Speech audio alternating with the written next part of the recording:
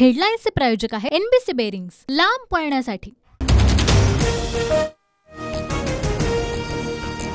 देशात 49 जागांसाठी 3 वाजेपर्यंत 47.53% मतदान।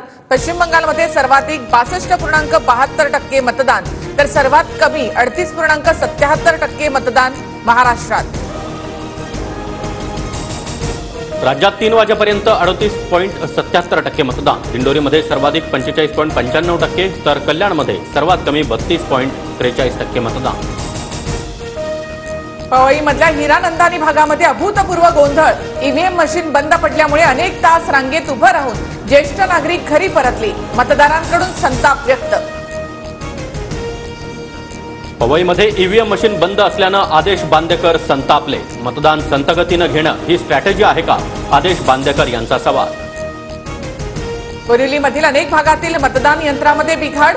मतदान यंत्रामध्ये बिघाड झाल्यामुळे मतदारांच्या लांबच लांब रांगा। मतदानाची वेळ वाढवून देण्याची मतदारांची मागणी।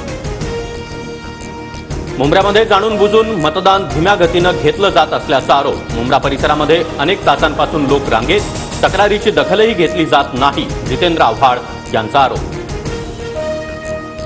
अनेक मतदान केंद्रांवर सुविधांचा अभाव। मोठ्या रांगांमुळे मतदार घरी परतत असल्याची ओरड। निवडणूक आयोगाच्या कामकाजावर आदित्य ठाकरे यांची नाराजी। मागा ठाण्यातल्या मतदान केंद्रावर मूलभूत सुविधाही नसल्यानं भाजपचे उमेदवार पियुष गोयल संतापले। गैरसोयीमुळे मतदारांना तासनतास ताटकळत उभं राहण्याची वेळ। मुंबईसह परिसरामध्ये संथ गतीने मतदान होत असल्याच्या तक्रारी। आयोगाने तक्रारींकडे गांभीर्यानं लक्ष द्यावं। देवेंद्र फडणवीसांची निवडणूक आयोगाकडे विनंती। नाशिकमध्ये शांतिगिरी महाराजांचा सहकारी पोलिसांच्या ताब्यात। मतदान केंद्रावर महाराजांच्या नावाने चिठ्ठ्या वाटत असल्याचा सहकार्यावर आरोप। शांतिगिरी महाराजांनी पोलिसांना जाब विचारला। नाशिक लोकसभा मतदारसंघाचे अपक्ष उमेदवार शांतिगिरी महाराज यांच्या विरोधात गुन्हा दाखल। ईव्हीएमला हार घालून आचारसंहितेचा भंग केल्यानं महाराजांवर गुन्हा नोंद। उद्या दुपारी 1 वाजता 12वीचा निकाल जाहीर होणार।